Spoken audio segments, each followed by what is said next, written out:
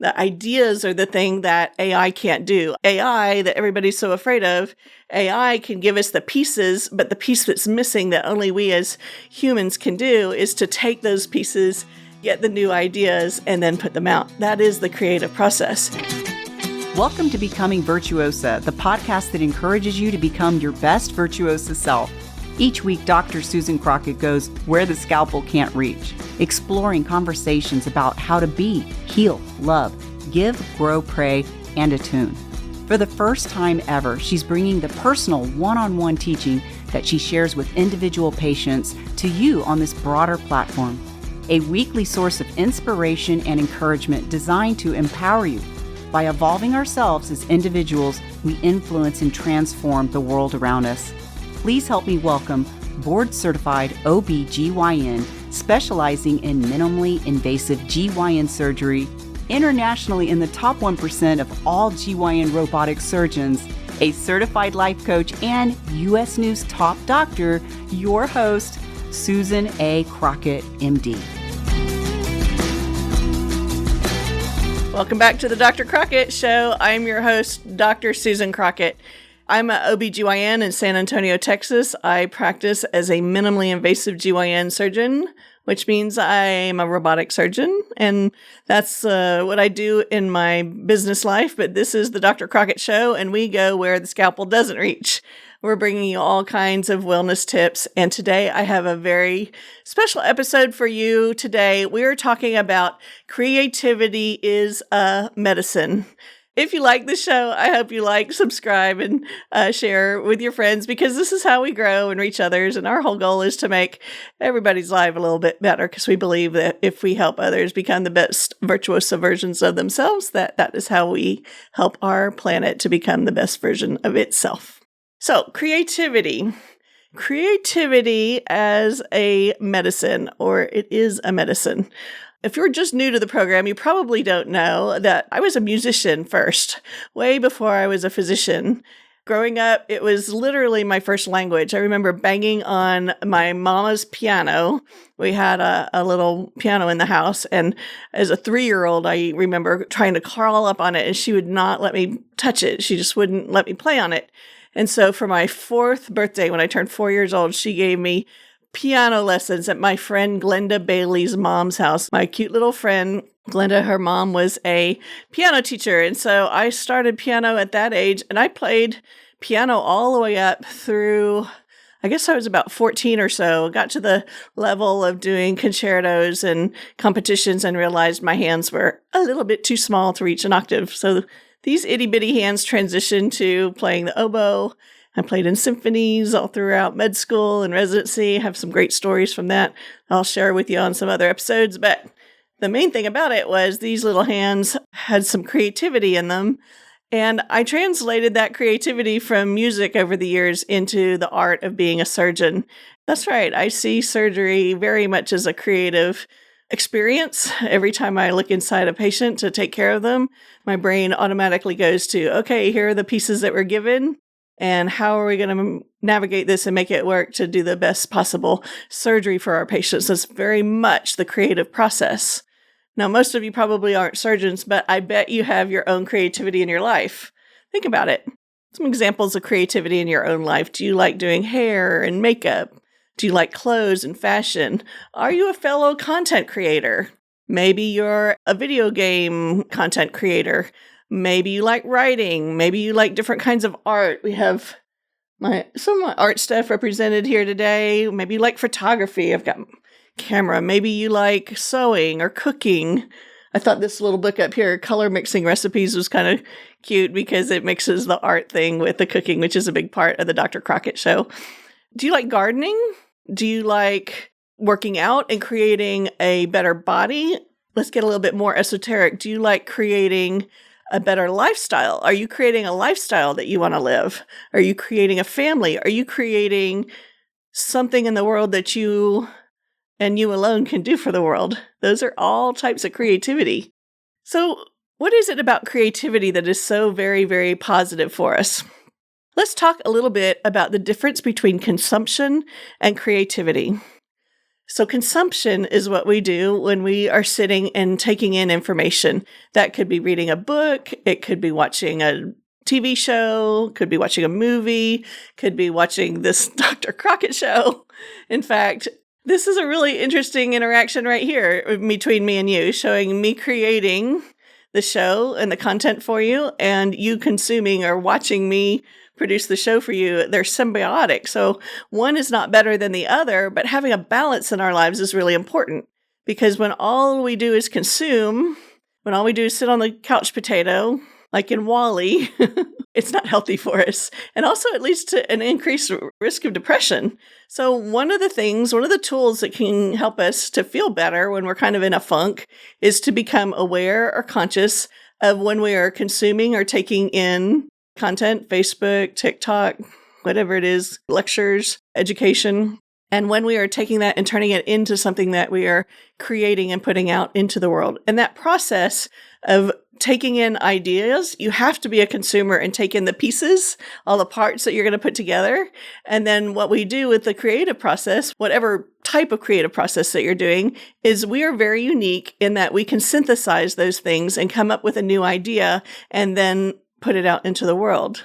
In fact, one of the signs that I have up in my studio, we'll have to put a picture of it up there. It's right above the door. I can see it when I'm looking at the wall behind the camera. It's a quote from Jack Walsh that says, "The hero is the one with the ideas." The ideas are the thing that AI can't do. AI, that everybody's so afraid of, AI can give us the pieces, but the piece that's missing that only we as humans can do is to take those pieces, get the new ideas, and then put them out. That is the creative process. And something happens inside our bodies when we start creating. Not only is it happening in our minds, but it's also just very, very good for our mood and our dopamine and serotonin. Plus, it allows us to interact with other people and to practice healthier behaviors. So, some of you don't know the whole backstory of the show, so I'll share a little bit with you. This show is in the making for a long time. I've had an idea. I had the idea of sharing the conversations from our private patient conversations in my office with a broader audience for at least 15 years. And the how of making that turn into the Dr. Crockett Show has taken me an enormous amount of effort and time and evolution. This is a very, very long undertaking creative process to create the show. But one of the things that I've realized is that through doing this show and taking the time every week or every other week over the last year, because we're coming up on our 1-year anniversary. Can you believe that? I can't believe it. It's amazing. I'm just going to segue for a minute. I'm going to scroll for a minute, just off the side. Y'all, I am so very, very proud when I look back at this year of the content that we've created and the good work that we've put out. I hope you take a minute to go back through our podcasts and shows. It's just been an amazing thing that I've had the privilege of coming to you guys on a weekly basis and presenting great content to help you with your lives. I'm in awe and gratitude that I've even gotten to do this. It's incredible. And I can't believe we're coming up on a year. So one of the things I've realized is I'm not just doing it for the likes or putting the stuff out there. I'm certainly not doing it for fame. My view counts are not at that level yet. But what I realized is in doing the show, in every week or every other week, having to do the creative process, what I've seen is it makes me healthier and happier. I'm eating healthy food behind the scenes before we come here. We always do a session in the kitchen where I cook mostly whole food, plant-based, and we talk about the show and we create what we're going to put on the camera. And that whole vortex, that whole creative process that we're going through, even before I come in front of the camera to you, has been exceedingly helpful in helping me heal from all of the things that I've been through in the last couple of years. And if you want to see what those things are, just check back to last week or the week before when we did the talk on good grief. So we've been through a lot of challenges, and through those challenges and through the growth process, and largely through doing content creation and stepping up into the arena, as Brene Brown calls it with the famous quote, through doing that, it has been healing for me. I am becoming a different version of myself, and I am creating a lifestyle and giving back to this world in a way that only I can do. And guess what? You have something similar in you too. It may not look like this, probably is not going to look like this, but Each one of us was made with our unique skills and talents and gifts. And I want to encourage you that you have that purpose. And in looking for the ways that you create, big or small, little or, in your family or on a broader scale, when you create and you give, then you are not only making yourself healthier, but you're extending love to the world around you too. I think that was the third seed, love. You can go back and read that. Watch that show a couple of weeks ago. I did the third seed on love. So let's talk just briefly about some barriers. Like, if creativity is so great, why don't we all do it all the time? Why are we such a consumerism culture? Why are we sitting there just consuming the content that's being put out by other people? Well, I think a lot of times people are addicted to the consumerism. I think we feel comfortable, and it's very comforting to flop down on the couch and be fed without having to think or do very much. And we have very stressful lives. Our world is increasing in complexity. So I think we literally become addicted to the consumerism. And if we're not aware of how long we're spending on TikTok or Instagram, then it becomes very difficult for us to break that cycle. So I want you to think about that in the coming week. I think sometimes people have a fear of looking small. When you start trying to create something, you're going from being not so good at something to becoming better at something. And those first steps where things aren't at the highest level, especially if you're at a high level in producing things around you and the rest of your life, when you start off riding the tricycle instead of the road bike, it can look a little bit awkward. And I think people have a fear of what other people will think when they see them stumbling and not doing something to the highest level that they're used to doing the other things in their life. But the only way you start to get better at the new thing is to start at the base level and have the persistence and perseverance to go through the steps and the evolution that it takes to become a pro at that and become a better creator in that thing.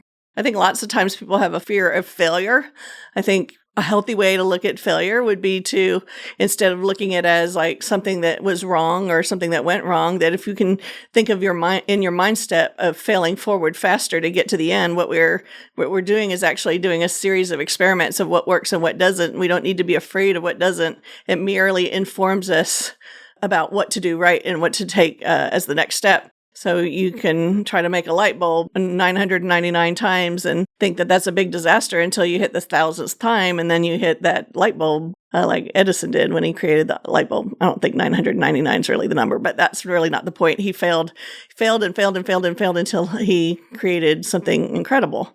And so set aside that fear of failure. Just think of it as your learning curve, what you're trying to figure out what works and what doesn't.